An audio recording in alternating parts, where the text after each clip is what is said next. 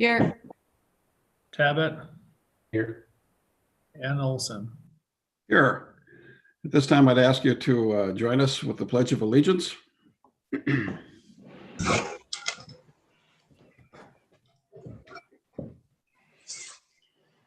I pledge allegiance to the flag of the United States of America and to the republic for which it stands, one nation, under God, indivisible, with with liberty liberty and justice for all.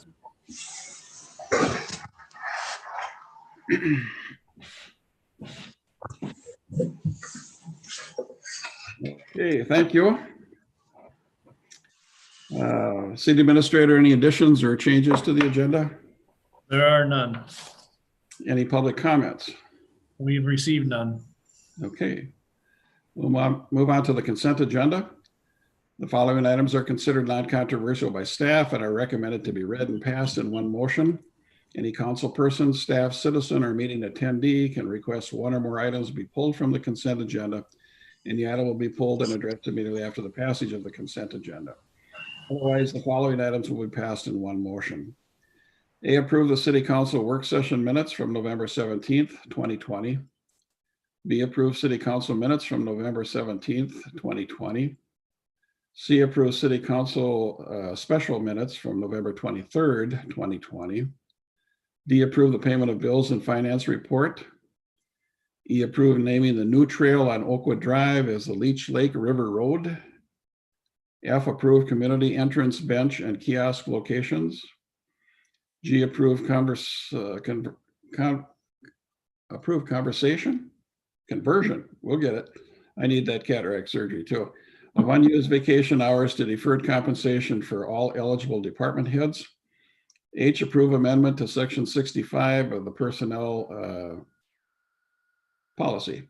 I, accept Parks Commission minutes from November 23rd, 2020. J, accept the administrative assistant, street/utilities and parks job description. Motion to approve the consent agenda.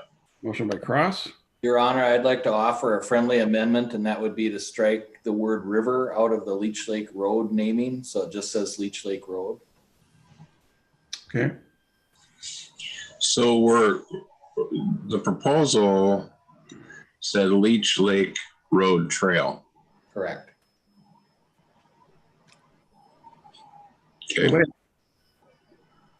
Say that again, Mark. The presentation called it the Leech Lake Road Trail. Correct. That's what it should read, not Okay. river in there.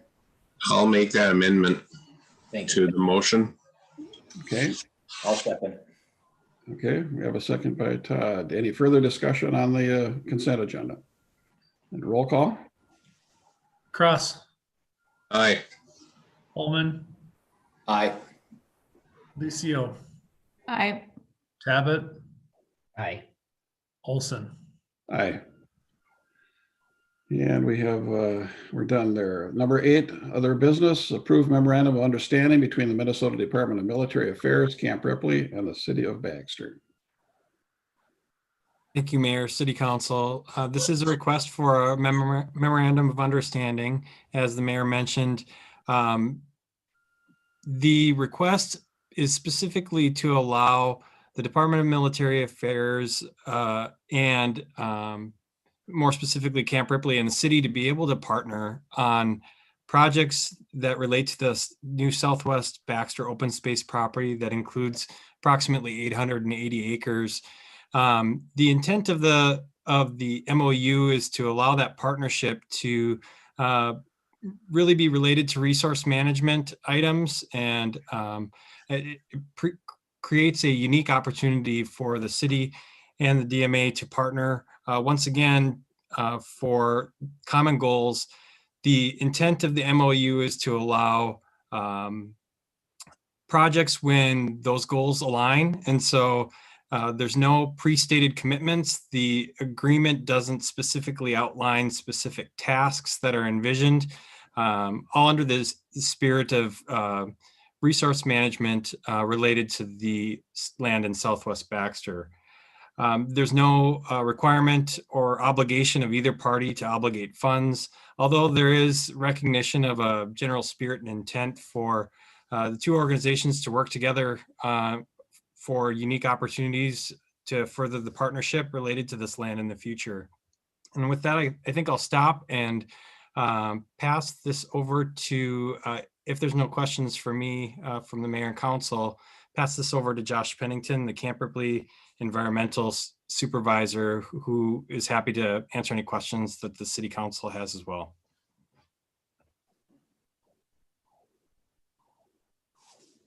Thanks, Josh, and Mr. Mayor and other council members. So as you recall, I presented to you earlier this year on the opportunity to use federal ACUP dollars to acquire the 800 acres. The same authority that authorizes installations to partner with communities to develop compatible land uses like this also authorizes the installation to enter into partnerships or agreements to help those entities manage those lands. And so that's really what this MOU does, is it provides opportunities for the city to tap into Camp Ripley's extensive land management resources for some of those activities. And as Josh mentioned, there's really no commitment or obligation or annual appropriation for these activities, but it is a way that we manage 53,000 acres just to the south of those lands. And so it's what may be difficult for the city to do in terms of fire break management or timber management or natural resource management plans. We have the resources to do that fairly easily, and it wouldn't be a big burden on Camp Ripley. So it's one way that we can help communities manage lands that are compatible with Camp Ripley's mission.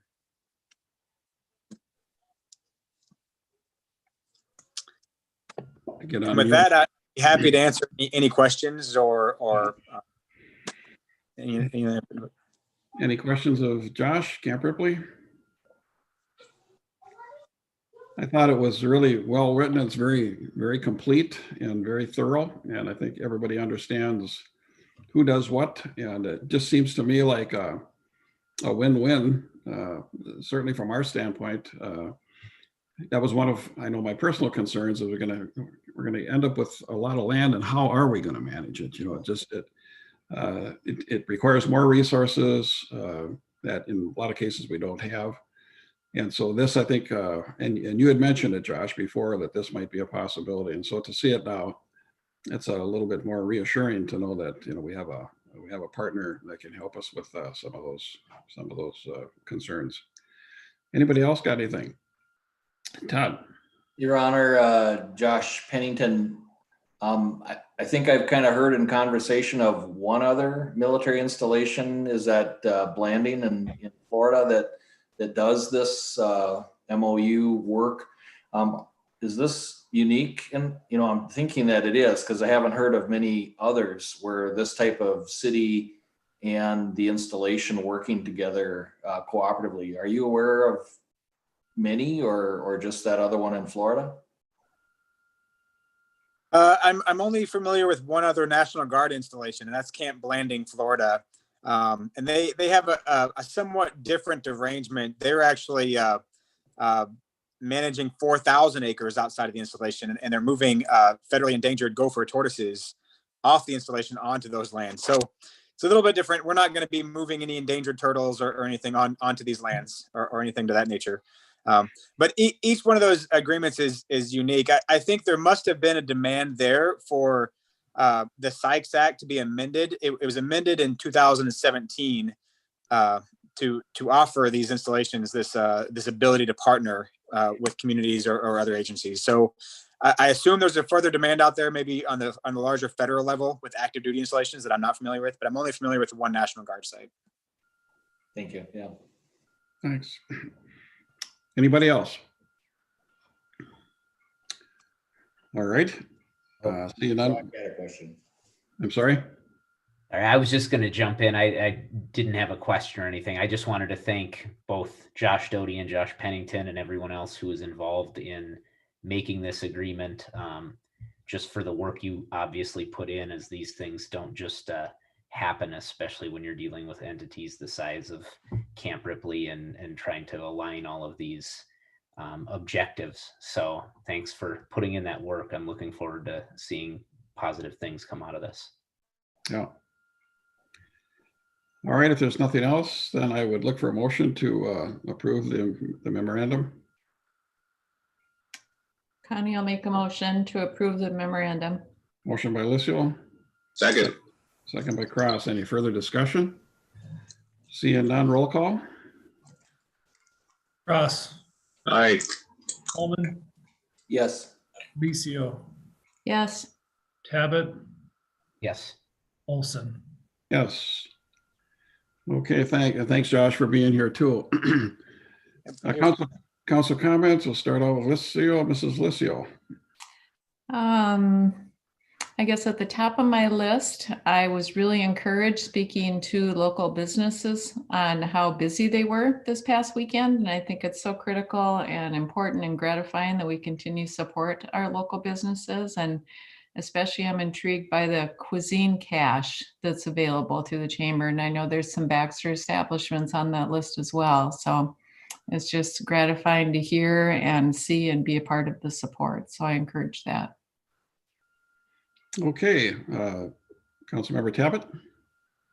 I'll just agree with what was just said and encourage people to get the takeout orders and support our local businesses while doing your best to stay safe right now. Okay, Mr. Holman. I don't have anything new to report. Completely agree with the comments shared. And Councilmember Cross. I agree with everything said so far. Thank you. Okay.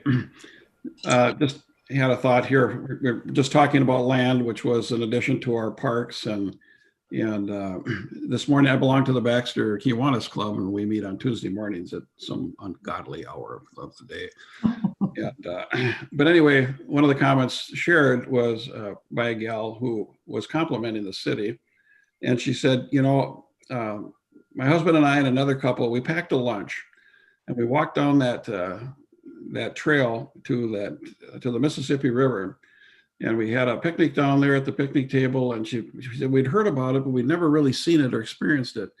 And she said that's just phenomenal down there. And she said, you know, basically give thanks to the council for the foresight in doing those kinds of things. Sometimes we don't really know who all's using what until you hear those kinds of things. And so it was kind of gratifying to know that people are still discovering it and still using it. And of course, what we just talked about a little while ago, that additional land expands all the potential down there too. So anyway, that was nice to hear. And thanks to the council, I guess is what I'm saying too there. City Administrator. Nothing to report. I'd just like to take the opportunity to continue the conversation that we started in the work session regarding the ice rinks. Should the governor's order get extended past December 18th, I won't go and repeat everything. I'm just looking for council comment and feedback. Okay, let's take it up where we left off there. What are your thoughts and opinions? I agree with Mark as far as a safety concern with the little ones out there. I've witnessed that too many times over the years. And I know there's some concern with the rink attendants and keeping the spacing and following the rules. And I'm wondering if there isn't a more involved training for those hires on what their job descriptions are and their expectations. It just seems as though if we can support them and they're confident in their job, that I would just really like to see them stay open if we're allowed. And I'm wondering too, if the kids were allowed and families were allowed to go there and skate. I know what's happened in other parks that vandalism oftentimes takes place. They're there skating, but then they want to get in the building and they think they may create their own entrance, and it just ends up being a lot of damage and costly. So I'm all for having our employees trained and trying to have them open. Okay, what opened? The building too, or the rink, or? The both, Okay, the building and the rink. all right. Other comments?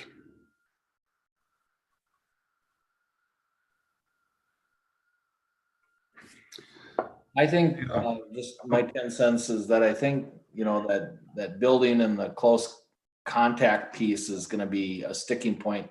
I think I'm agreeing with Mark and Connie on the open for emergencies only kind of concept, that it's not the changing room like it has been traditionally, but that it is staffed and that we have a person there, so that, I would count kids needing to go to the bathroom as an emergency and the frostbite issue as an emergency. But it would take a staff at the door, and signs and kind of us communicating out that the level of service is going to be different and that those warming houses will be there, but only in a very restricted emergency only. Now, I don't know if that will fly or pass muster with what a governor's directive might be, because again, you've got potentially many people using the same bathroom, and are we doing safety and cleaning protocols, and is that what the attendant does? And I don't know. So to me, if the rinks can be open to the extent that we can legally and safely do it, that's the side I would lean on.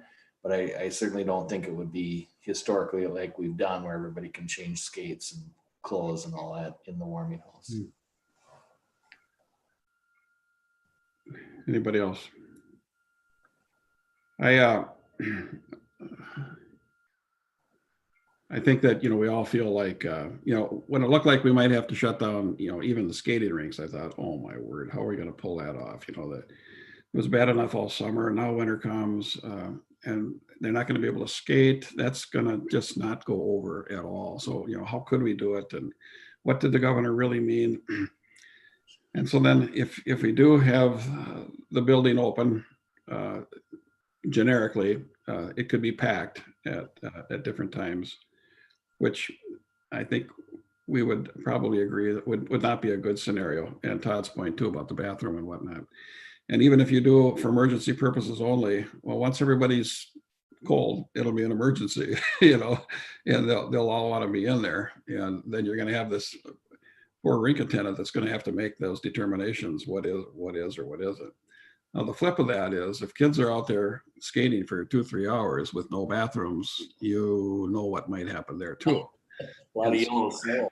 That's what we had at Whipple Beach with those old outhouses, and so that's the other side of that coin. Just an interesting thought. Well, you'll be the judge of that, I guess, but my kids were asking about ski golf. They had tubed one of the other times they were here, and we're kind of curious to know whether or not it was open or not. So I pulled the website up, I think just today, and right in there, they're saying that you will be changing your boots in your car chalet, and so they're not going that route either, at least at this point. And so I don't know. It sounds like it wouldn't be unique if we didn't go the route of having the doors open, generically for everybody too. So I don't know. I struggle with it. I want the kids to be able to do something this winter at the same time. And of course, it still comes down to the parents. If they don't want them to be there or take those chances, they still control that. But careful to not be an enabler of bad things that might happen. So I don't know.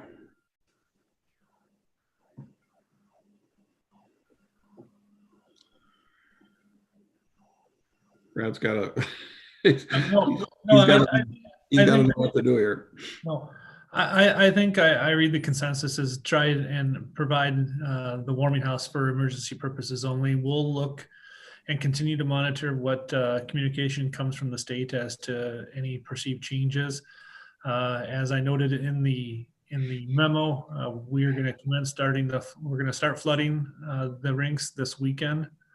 And the tentative date is the 19th. Obviously, if things change and are going to be status quo or be in a position where we need to take a different position, we do meet on the 15th. And to do that, but we want to get communication out. We'll look at the policy that we were going to post regarding the rinks and make changes reflective of the council's feedback this evening. And we'll get that out as quickly as possible so that any individual or families who are going to utilize it will know well in advance of coming to the rinks of what level of service will be provided.